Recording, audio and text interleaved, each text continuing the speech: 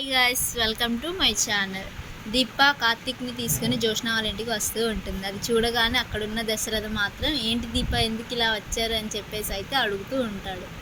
ఆ మాటలు వినగానే అక్కడున్న సుమిత్ర మాత్రం ఏంటంటే ఎందుకు వచ్చారు అంత తీరుబాటుగా కూర్చొని అడుగుతున్నారు, ఎందుకు వచ్చారు, మనకు అనవసరం, అసలు మన ఇంట్లో అడుగు పెట్టడానికి వీల్లేదు, ఇలాంటి వాళ్ళు బయటకు తోసేయండి అని చెప్పేసి అయితే అంటూ ఉంటుంది. ఆ మాటలు వినగానే అక్కడున్న దశరథకు చాలా కోపం వచ్చేసి, ఆగు సుమిత్ర, నువ్వేం మాట్లాడుతున్నావు, నీకే అర్థమవుతుందా?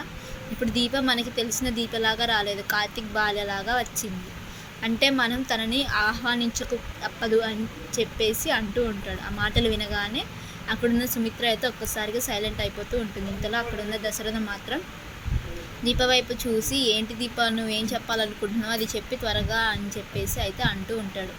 ఇంతలో అక్కడున్న కార్తిక్ కూడా ఏం చెప్పాలనుకున్నాను ఇక్కడికి వచ్చింది, దీప ఇప్పుడు ఏం చెప్పబోతుంది అని చెప్పేసి అయితే దీప వైపు చూస్తూ ఉండిపోతాడు.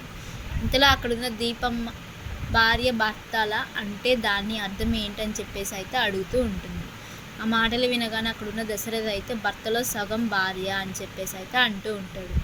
ఇంతలో అక్కడున్న దీపం మాత్రం, అవును కదా, నేను ఆయనలో సగభాగం, అంటే ఆయన అగ్రిమెంట్ ఎందుకు చేశాడో నేను తెలుసుకోవాలి కదా అని చెప్పేసి అయితే అడుగుతూ ఉంటుంది. ఇంతలో అక్కడున్న జోష్న మాత్రం చాలా కోపంగా, అగ్రిమెంట్ ఎందుకు చేశాడో, నువ్వు హాస్పిటల్లో ఉండేటప్పుడు తనకి డబ్బు అవసరం పడింది, ఆ డబ్బు మొత్తం నేను సమకూర్చాను, అందుకే ఆ అగ్రిమెంట్ చేయాల్సి వచ్చిందని చెప్పేసి అయితే అంటూ ఉంటుంది.